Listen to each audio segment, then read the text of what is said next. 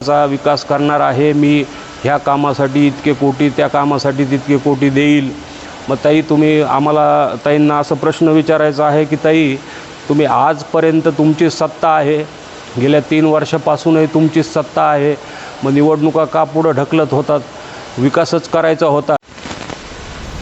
आज माझ्या बीड शहरातील सर्व बंधू भगिनींना माझा सप्रेम नमस्कार।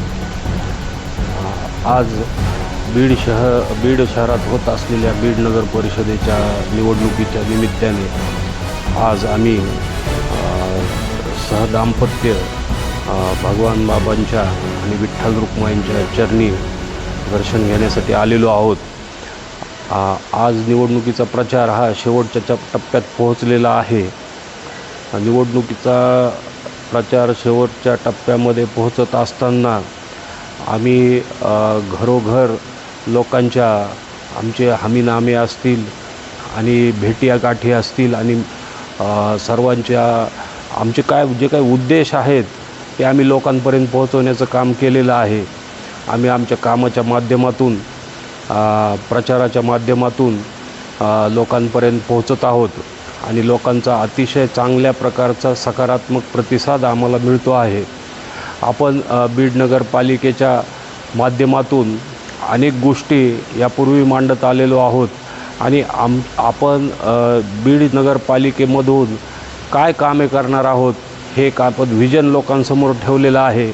आत्ता आपण भगवान बाबा प्रतिष्ठान या ठिकाणी आहेत आणि इथून आत्ता आपण पाहतोय समोर की खासबाग ते मोमीनपुरा हा जो पूल आपल्याला नवीन करायचा आहे, ह्या पुलाचंही काम आपण आता नगरपालिकेमध्ये निवडणूक झाल्यानंतर ते करण्यासाठी प्रयत्नरत राहणार आहोत आणि त्याला प्रायोरिटी देऊन प्राधान्याने ते काम आपण हाती घेणार आहोत।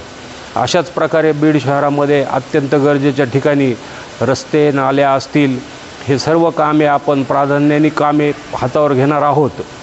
आपल्या बीड शहरामध्ये आपण नुकतंच 2 महिन्यापूर्वी 1 वर्षाचं पथदिव्यांसाठी लागणारं बजेट मंजूर करून आणलेलं आहे आणि नगरपालिकेने आता त्या बजेटनुसार आणि त्या प्रोग्रामनुसार कामही चालू केलेलं आहे आणि आपण तो पथदिव्यांचा शहरामध्ये सर्वत्र लावण्याचा कार्यक्रम करून शहरातला अंधकार तात्काळ दूर करू आणि अंधकारमुक्त शहर ठेवण्याचा कायम प्रयत्न करत राहू।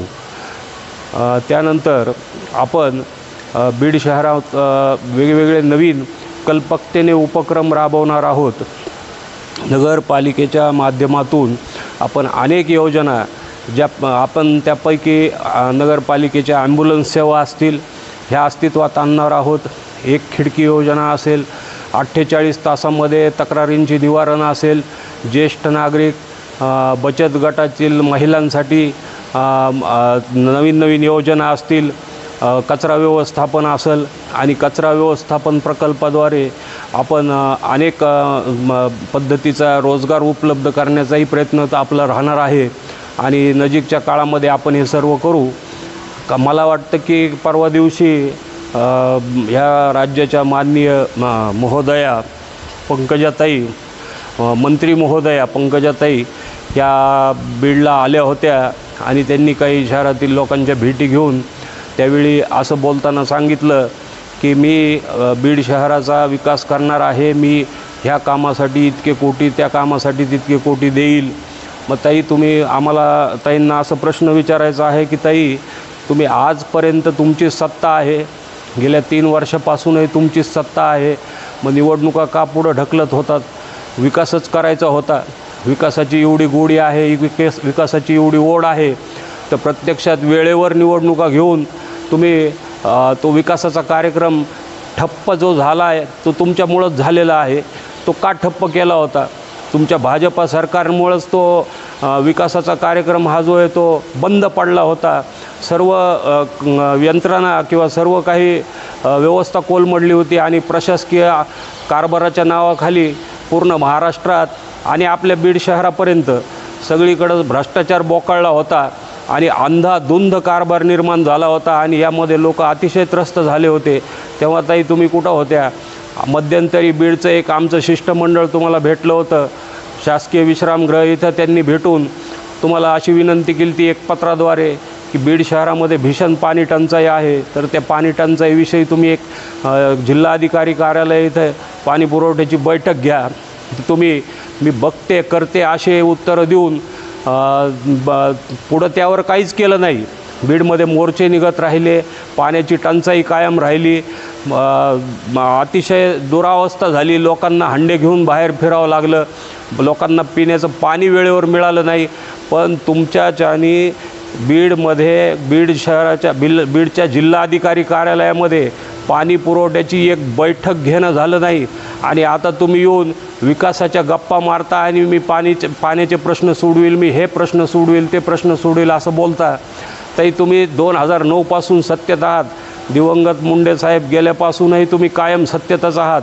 तरी तुम्ही जो काही तुमचं विजन अचानक तुमच्यामध्ये निर्माण झालेलं आहे, क्षीरसागरसारखे महापापी महाचोर सोबत घेऊन हे जे काही अचानक विजन तुमच्यामध्ये निर्माण झालं आहे विकासाचं, त्या विकासाचं विजन तुम्ही ह्यापूर्वी कुठं त्याचा वापर करून काम केलं आहे, कुठं विकास केला आहे हे आमच्या बीडकर जनतेला पाहायचं आहे.